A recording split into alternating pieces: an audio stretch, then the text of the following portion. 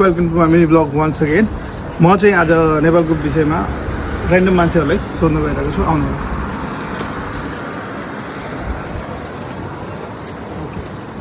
राति भइरहेको छ गाइस, कोही छैन होइन नजिकै।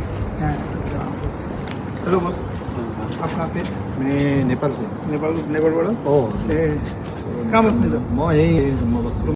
अनि के कहाँ काम गर्नुहुन्छ तपाईँ? म जलिलपुर प्रोडक्सनमा काम गर्छु। अनि कति भयो तपाईँ नेपाल दुबई आएको? म अहिले यहाँको भयो 9 साल जति भयो। कस्तो छ तपाईँलाई अहिले यहाँ दुबईमा? दुबईको सिचुएसन देख्दा अहिले ठिकै छ, ठिकै छ। 9 वर्ष भयो। धेरै टाइम भयो। अनि दारी सारी राख्दाखेरि त नेपाल जस्तो देखिँदैन नि त। मलाई सबैले पाकिस्तानी भन्छ। त्यही त। अनि म चाहिँ हजुरलाई किन डिस्टर्ब गरेको भन्दाखेरि मैले जस्ट ऱ्यान्डमली सोधिरहेको छु मान्छेहरूलाई। म तपाईँसँग केही क्वेसनहरू सोध्छु होइन। अनि नेपालको सिचुएसन अहिले यस्तो ब्यालेन्सरी आउनुभएको छ, हजुर खुसी हुनुहुन्छ कि नै? एकदम खुसी छु म, किनभने पहिलाका नेताहरूले केही गर्न सकेनन्। हाम्रो अहिले नेताहरू आएको छन्, अहिले 1-2 हप्ता हुनु नहुँदै राम्रो राम्रो कामहरू गरिरहेका छन्।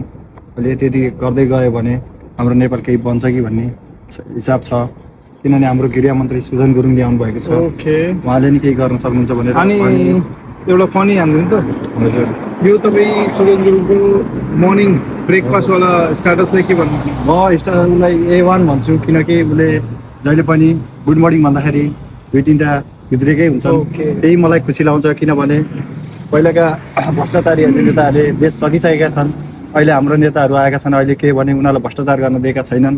अहिले गृहमन्त्रीले छड्के पनि हानिरहेको छ, किनभने अहिले एयरपोर्टमा गएर छड्के हानिरहेको छ। नसुती 24 बेडमा गृहमन्त्रालयमै सुतेर उनीहरूले काम गरिरहेका छन् भन्ने मलाई एकदम खुसी लागेको छ, किनभने अझै यसरी गर्दै गयो भने हाम्रो केही नेपाल बन्छ भन्ने मलाई आशा राखेको छु। सो गाइस, हेर्न सक्नुहुन्छ तपाईँहरू, यो ऱ्यान्डम रिभ्यू हो। ऱ्यान्डम पर्सनलाई मैले बाटोमा रोकेर सोधेको क्वेसनहरू, अनि मान्छेहरूले सुजन गुरुङलाई के भन्नुहुन्छ होइन। अनि तपाईँ यहाँ कति भयो तपाईँलाई काम गरेको? 9 वर्ष भयो होइन? 9 वर्ष। स्यालेरीहरू कस्तो? स्यालेरी ठिकै छ मेरो, अहिले म गर्दै रहँदा सुविधाहरू अहिले ठिकै छ। आफैले गरेपछि परिश्रम गरेपछि हुँदो रहेछ। हामीले यति परिश्रम गऱ्यो भने नेपालमा नि केही हुन्छ कि भन्ने हामीले आश गरिरहेको छौँ। अझै अहिलेको नेताहरूले अझै मलाई आश छ, अझै गर्दै गयो भने, अहिले कारखानाहरू खोल्दै गयो भने, अब त्यहीँ बसेर नेपालमा 50-60 हजार कमाउन सक्यो भने हामी किन यहाँ भाइ आउनु पर्यो? हामी यता होइ नेपालमा बसेर फ्यामिलीसँग बस्न कति खुसी हुन्छ हामी। ओके, नेपालमा अब तपाईँलाई केही सुविधाहरू पायो भने तपाईँ विदेश नहिँड्ने, विदेश नजाने, किन नेपालमै बसेर फ्यामिली साथ बस्न कति खुसी हुन्छ। फ्यामिली नि खुसी, हामी नि खुसी।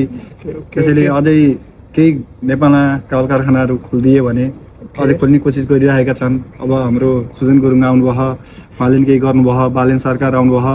अहिले हाम्रो अब हामीले नि उनीहरूलाई भोट दिएर हेरेका हौँ। अब 5 वर्ष हामीले हेऱ्यौँ भने, अझै हेऱ्यौँ भने, उनीहरूले केही गरे भने, अब देश चलाउन सक्यो भने हामीलाई नि अब यहाँ बाहिर देश आउनु पर्दैन, किनभने नेपालमा बसेर नि हामी गर्न सक्छौँ भन्ने। ओके, सो हामी अहिले राम्रो बाटोमा छौँ होइन। अहिले हामीलाई एकदम राम्रो अपर्च्युनिटीहरू आउने छ। म पनि होप गर्छु होइन, अब फ्युचरमा राम्रो होस्, राम्रो आओस् होइन। म पनि यहाँ धेरै टाइम भइसक्यो दुबईमा बसेको।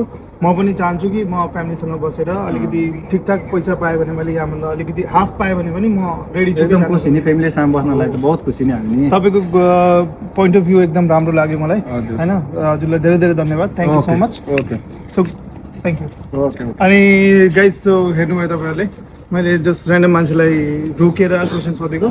उसलाई यस्तो रहेछ कि मनमा सरकारप्रति कि आशा, कि एउटा आशा हुन्छ।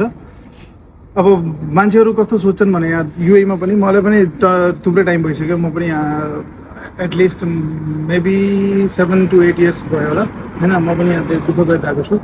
सो मान्छेहरू चाहन्छन् कि सरकारले केही गरिदियोस्, अनि हामी पनि आफ्नो घर परिवारसँग बसेर हाफ कमाए पनि म घरमै बसेर केही गर्छु भन्ने मान्छेहरूको सोचाइ छ होइन। त्यसको लागि चाहिँ केही गरिदिनु पऱ्यो बालेन सरकार।